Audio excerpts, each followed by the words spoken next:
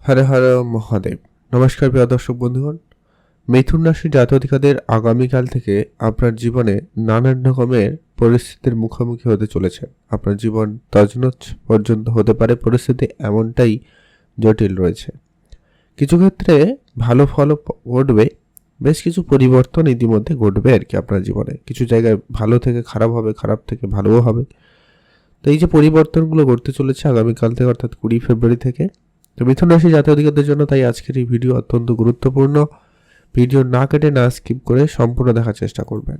আপনাদের প্রত্যেকটা ক্ষেত্রে গ্রহের বর্তমানের উপস্থিতি এবং আগামী সময়ে গোচর পরিবর্তনে কি প্রভাব থাকবে এবং কোন জায়গায় আপনারা সতর্ক থাকবেন, কোন ক্ষেত্রে আপনাদের সুযোগের সদ্ব্যবহার করবেন, প্রত্যেকটা বিষয় একবারে ডিটেলসে আলোচনা করব। একবারে গ্রহ গোচরের উপরে আলোচনা।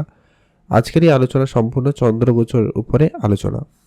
তো মিথুন রাশি সাপেক্ষে বর্তমানে যদি আমরা গ্রহের অবস্থান বলি, সেটা হচ্ছে যে কি বুধ, সূর্য, রাহু আপনার রাশি সাপেক্ষে একবারে অষ্টম ঘরে উপস্থিত, নবম ঘরে। তো যেটার কারণে কিছুটা ভাগ্যের জায়গায় প্রভাব তো থাকবেই। আর কর্মস্থানে শনি এবং চন্দ্রের মতো গ্রহের উপস্থিতি, আর আপনার রাশিতে যেহেতু বৃহস্পতি উপস্থিত, তাই কিছু ক্ষেত্রে পজিটিভ বজায় থাকবে। তবে অষ্টমে মঙ্গলেরও উপস্থিতি রয়েছে। কেতু আপনার সাপেক্ষে ঠিক তৃতীয় ঘরে, যা কিন্তু অনেকটা ক্ষেত্রে আপনাকে খুব ভালো ফল প্রদান করবে। তার মধ্যে হচ্ছে প্রথমত, যারা বিবাহিত সম্পর্ক নিয়ে খুব চাপে ছিলেন, তাদের সম্পর্কের জায়গাতে বেশ কিছু উন্নতি আপনারা ইতিমধ্যে হয়তো লক্ষ্য করছেন। এই উন্নতিটা আসবে বা হবে, কারণ বিবাহের কথাবার্তা পর্যন্ত চলতে পারে, সেই সম্ভাবনা লক্ষ্য করা যাবে। যারা আইটি, ইঞ্জিনিয়ারিং বা টেকনিক্যাল লাইনে কাজ করছেন, তাদের জন্য বলবো সময়কাল যেমন ভালো, তেমন কিছু ক্ষেত্রে সতর্ক থাকার কথাই বলবো। সেবাসে সূর্য রাহুর কানেকশন ভাগ্যের ঘরে কিন্তু গ্রহণযোগ তৈরি করছে, যেটা কিন্তু আপনার জন্য খুব মোটেও বিষয়টা কিন্তু ভালো জায়গা নাও দাঁড়াতে পারে। এখানে একটা কথা অবশ্যই বলা জরুরি, গোচর অনুপাতে তো একটুখানি নেগেটিভিটি দেখাচ্ছে। তবে আপনার জন্মছকে যদি রাহু সূর্য এদের কানেকশান ভালো থাকে, বা এরা যদি ঠিকঠাক জায়গায় প্লেসমেন্ট থাকে, তাহলে এতটা চিন্তা আপনাকে দেবে না। আর সেটা একটু দেখে নেবেন আপনার জন্মছক কেমন, সেটা তো আমার জানা নেই, তো সেটা একটু আপনারা খেয়াল রাখবেন। আর ওভারঅল সে জায়গাটা কিন্তু মোটামুটি ঠিকঠাকই লক্ষ্য করা যাচ্ছে। ব্যবসাপাতি যখনই করবেন, কোনো সিনিয়র পার্সনের সাথে যখনই কোনো মিটিং করবেন, আলোচনায় আসবেন, অবশ্যই সেই জায়গাটায় আপনাকে বুঝে চলতে হবে, মাথায় ঠান্ডা রাখতে হবে।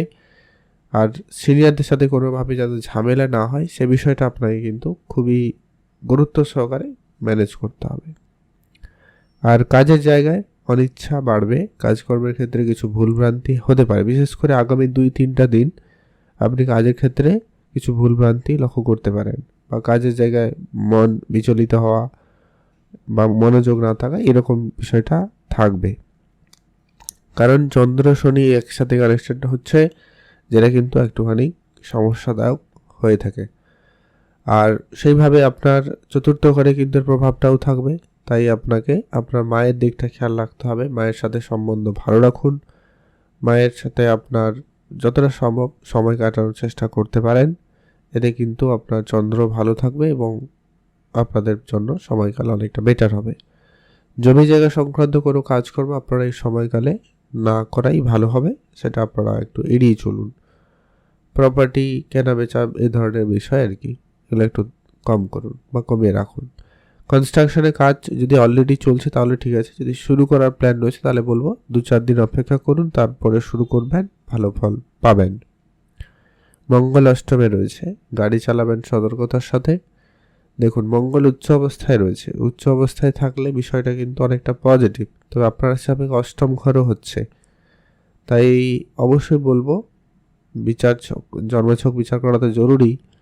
তবে ওভারঅলভাবে যদি ভালো হয় তো খুব ভালো ঘটবে, নেগেটিভ হলে ছোটোখাটো নেগেটিভ ঘটনা করতে পারে। ঘটনা মানে পড়ে কি আঘাত লাগা, চোট আসা, রক্তপাত হওয়া ছোটোখাটো হতে পারে।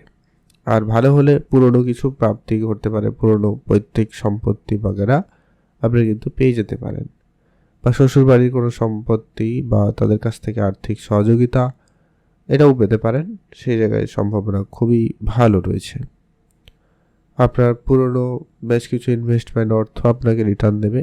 কোনো পুরনো অনেক দিনের জমি জায়গা বিক্রি করার প্ল্যান চলছিল বা বিক্রি করার চেষ্টা করছিলেন কিন্তু হচ্ছিল না, সেটা হয়ে যেতে পারে আগামী সময়কালে।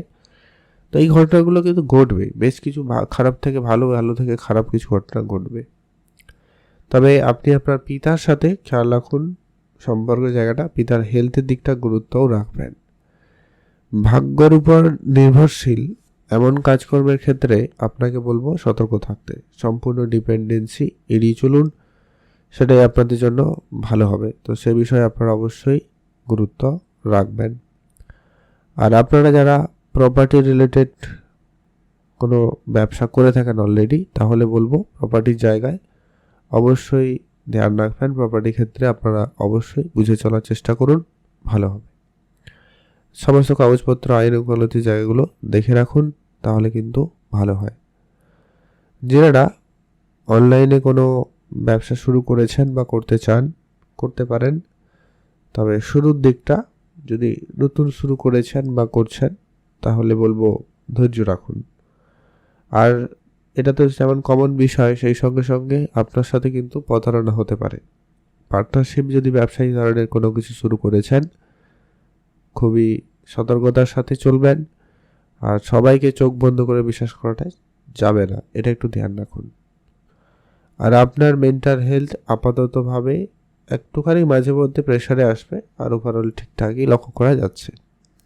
বৃহস্পতি আপনার রাশিতে থাকার কারণে আপনি অনেকটা সাপোর্ট পাবেন। আর যারা অনেক দিন ধরে কোনো কাজ হচ্ছিল না, সেটা নিয়ে চাপে ছিলেন, তো সেই কাজটা কিন্তু হয়ে যাবে, সম্ভাবনা সেখানে খুবই ভালো রয়েছে। আর বিদেশ যাত্রা, বিদেশি কাজকর্মগুলো কিন্তু এবারে ধীরে ধীরে করে এগোবে। তবে তাড়াহুড়ো কোনো বিষয়ে আপনার জন্য কিন্তু ভালো ফল আনছে না, এটা কিন্তু ধ্যান রাখুন। দেখুন, তাড়াহুড়ো ভালো ফল তো আনে না, এটা তো কমন বিষয়, কিন্তু আপনার জন্য এটা একটু বেশি। আপনি একটু তাড়াহুড়ো করলেই আপনার সমস্যা চলে আসতে পারে, ক্ষয়ক্ষতি, ভুলে যাওয়া, এরকম অনেক কিছু হতে পারে, তাই ধ্যান রাখুন। পড়াশোনা, রিলেশন সম্পর্ক, প্রেমের জায়গা আপাত দৃষ্টিতে ঠিকঠাক, তবুও সন্দেহ, ভুল বুঝাবুঝি, ইগোস্টিক ব্যাপার এগুলো কিন্তু থাকছে। তো এগুলোকে একটু কম করুন আর নিজেদের মধ্যে আলোচনা বজায় রাখুন, একে অপরকে সময় দিন, তাহলে কিন্তু দেখবেন ওভারঅল পরিস্থিতি অনেকটা কন্ট্রোলে থাকবে। পড়াশোনার জায়গায় অ্যাক্টিভ থাকুন, চোখ কান খোলা রাখুন। উচ্চশিক্ষার জন্য যারা চেষ্টা করছেন, চেষ্টা আরেকটু বাড়িয়ে তুলতে পারেন বা সুযোগগুলো আসতে পারে, আপনারা তার জন্য একবারে প্রস্তুতি নিতে পারেন। তো এই ছিল ওভারঅল গোটা আলোচনা। বেশ কিছু জায়গায় সতর্কতা তো থাকছেই, তো সেগুলো একটু মেনে চলুন। আর উপাচার হিসাবে কিছু কাজ করতে পারেন।